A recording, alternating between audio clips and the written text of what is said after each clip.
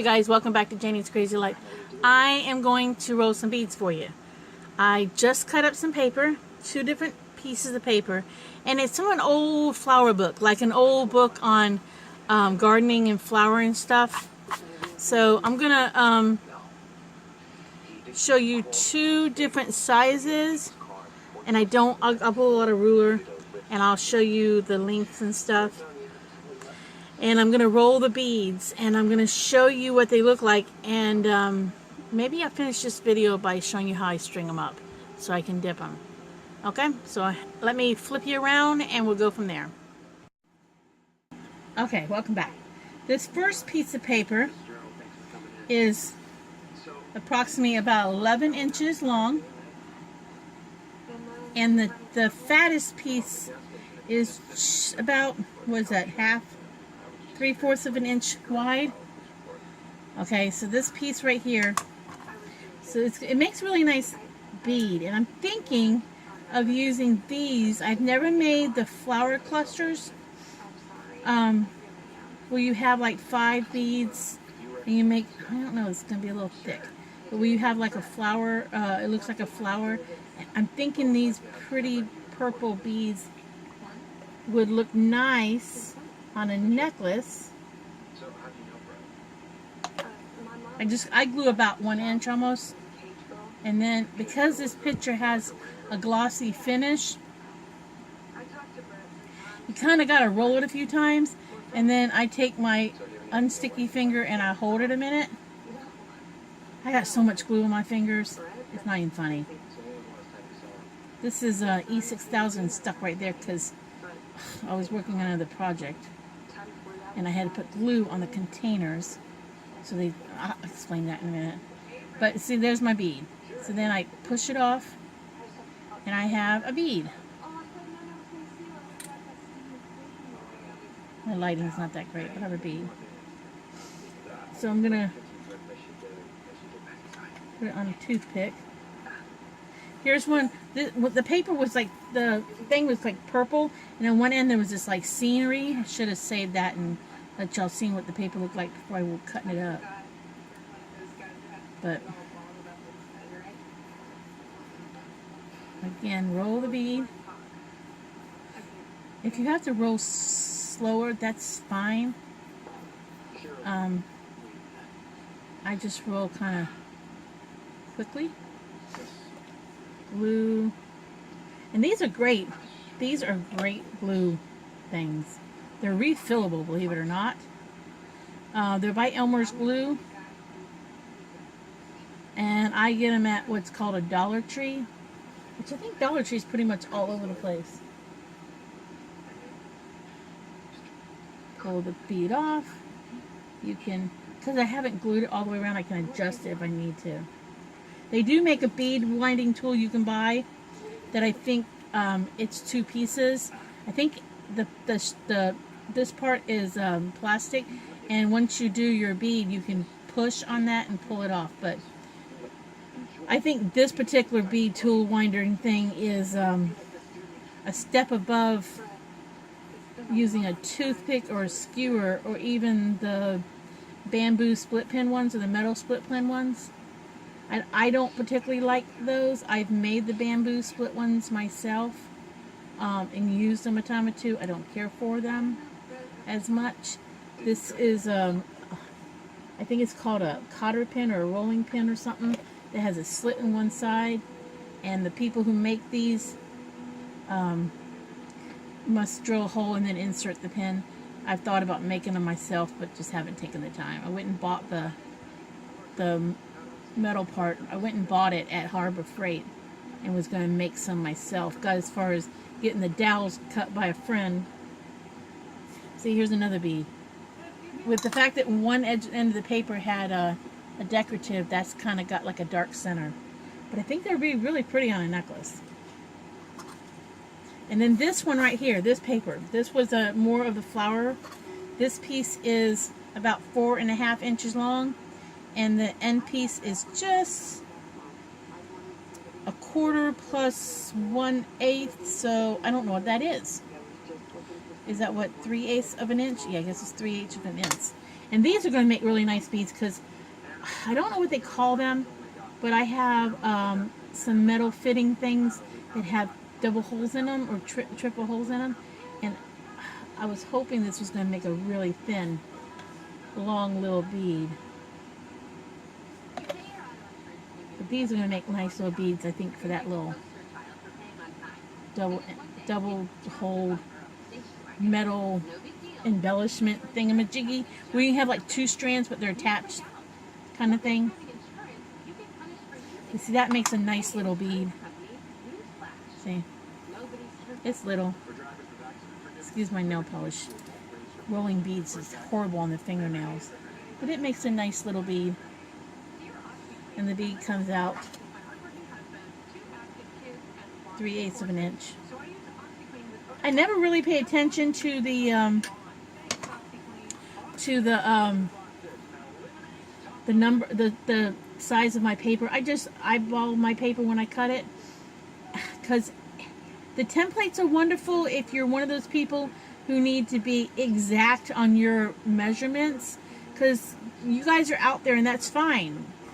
But I know that if I decided when I got really into rolling beads as an adult several years ago, I decided that I would not use the templates, because if I used the templates and a couple of my cuts were slightly off, that would drive me insane. And I'm already crazy, so I don't need to be driven any crazier than I already am.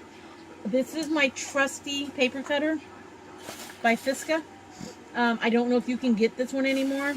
Mine has yellowed with time, and when I see them at a yard sale or something, or a thrift store, I'm like Johnny on the spot, gotta buy it. I don't care. I've got one brand new one in a package, and I just recently picked up, well, not recently, before they stopped carrying them, I picked up a new one. My luck, I will never open the new one because I won't be able to get the blades for it, but I love this thing. It's so worn that the first line is gone. I have actually taken a permanent little big fine point marker and actually gone in here and relined it. But yeah, this is my trusty little paper cutter, and believe me, I got all kinds of paper cutters.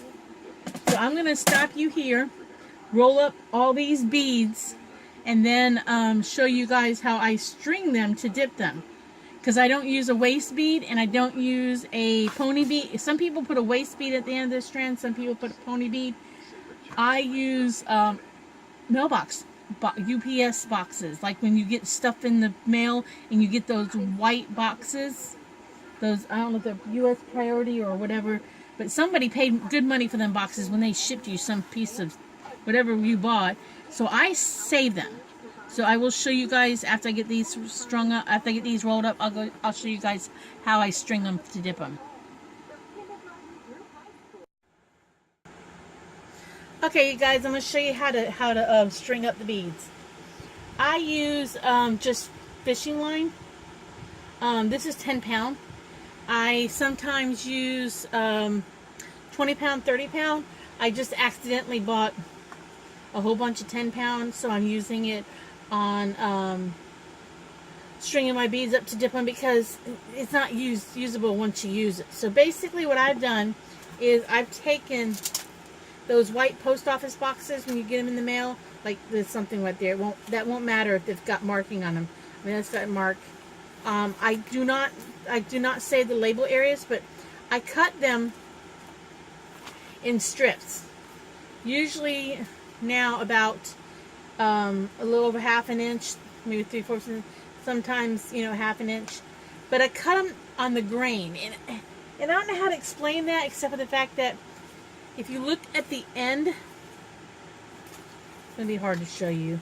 If you look at the end, you can see little holes where the two pieces, the front and the back, come together, and that's where that corrugated, you know, wavy part is. So I cut it on, I would say the grain, like a piece of wood along the grain. And I basically, let me move these out of the way. I basically cut them in strips, have them on the side, but then I have a bowl, a container of them already cut up. So I just pull out some pieces, usually just grab myself several pieces. And then I take my fishing line, what's still on the spool. Let me grab a couple more of these. And then I look for that corrugated thing. I stick the fishing line through one end, and then it comes out the other end right here. It's hard to see because it's clear. And I push it aside. Then what I do is I start stringing my beads. Now, some people may need to measure. I have made myself a drying rack, which I will show you later in another video because this is going to be too long for this video. I string them up. Sometimes I'll like string, and every time I put, if I've got a pile of beads, every time I put a pile of beads on, I'll set one aside so that I know that when I get to the right length, that next pile is the same amount as what I'm going to need to do my beads. Now I kept a couple pieces undone so you could see the way they come out. Like this one right here with the design on the end leaves a design in the middle. This one right here with the purple on the end, and this is like really pointy end, leaves purple in the middle. So if it's pointed, like I said, this is 3/8 at the top and pointed down to I don't know what at the end. But I just keep basically stringing my beads up.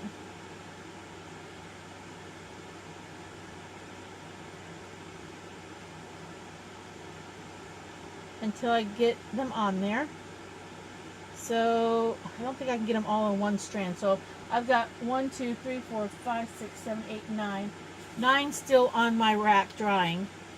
So that's going to be 9, 10, 11 by the time I string these up.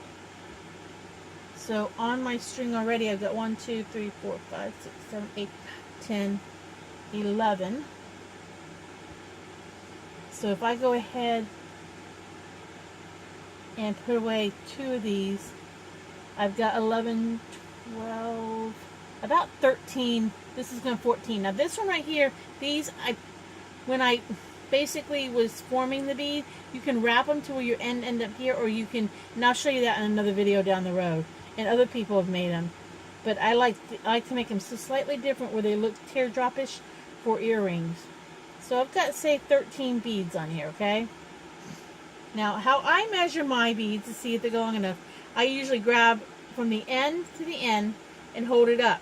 Now, for my hanging rack, if I am from my thumb to my elbow pit, that's the longest I can go. I usually like them from like an inch into the palm to almost the elbow, because that makes for a nice length to do it. So then to stop and hang them. So then I take the end and I pick up another piece of this. I look for the hole again, push it through.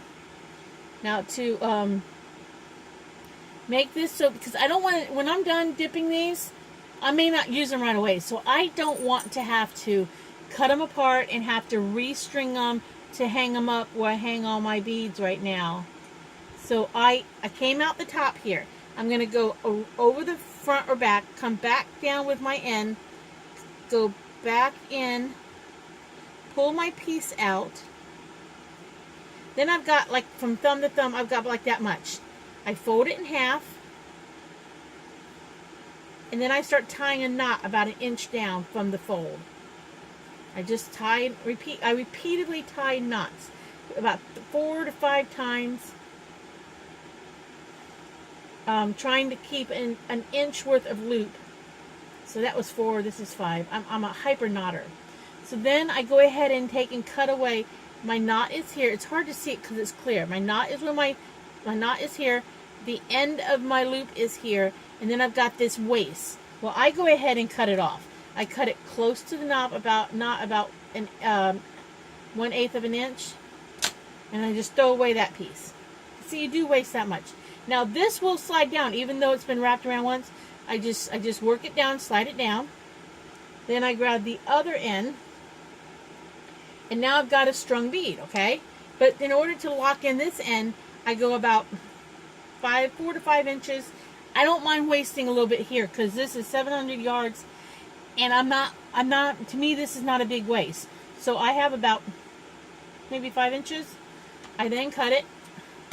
Then what I do is I pull this about a 1/2 inch to an inch away from the last bead. I do the same thing here. I go in, okay, this is the bottom of the piece of cardboard. This is the top where my working piece is at. So I basically go in underneath like I did the first one.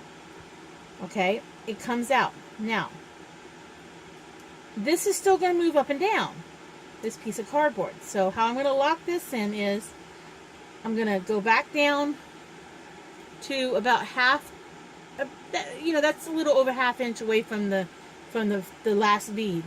Now what I'm going to do is I'm going to go back through the top here.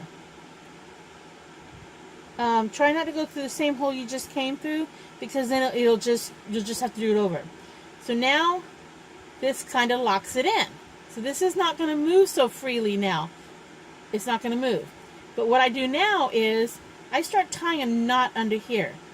And only thing I say is you have to try it. I tie a knot. That's one knot. I mean, tie once. There's my knot. And then I do this. Like I said, I'm a hyper knotter. So I will just sit here and knot this like 6-8 times.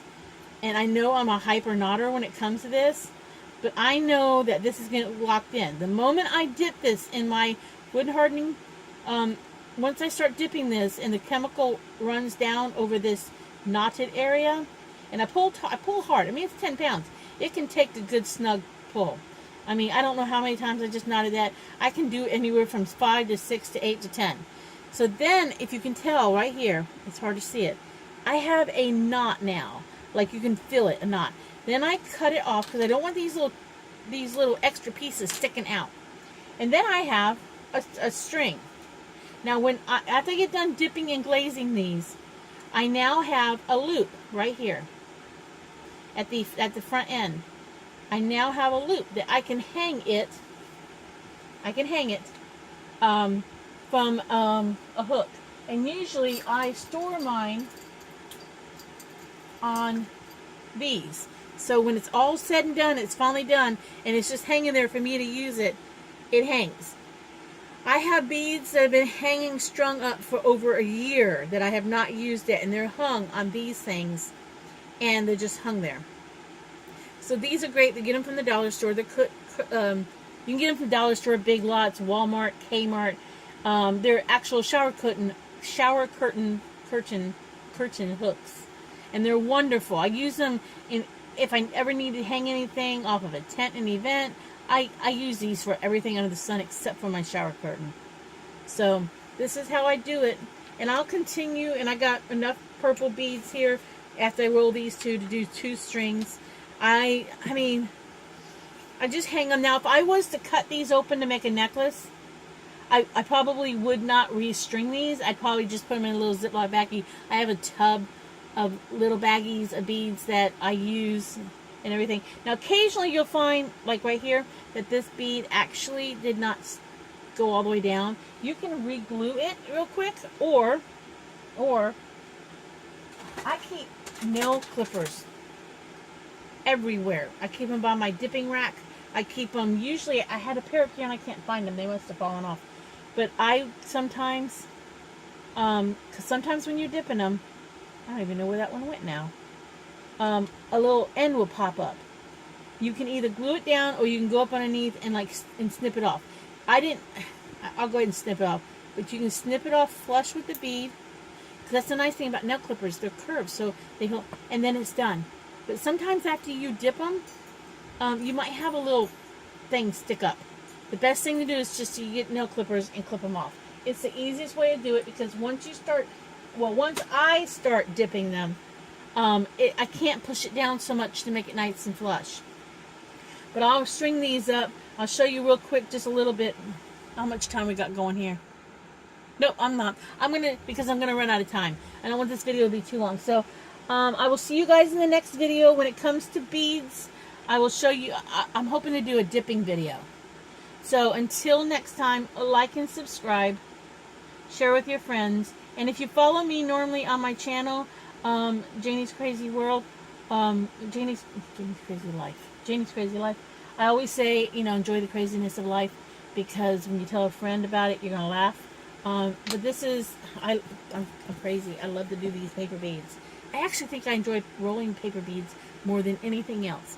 More than dipping them, more than making them anything. I think I love just making them. So I will see you guys in the next video. Bye. See y'all later.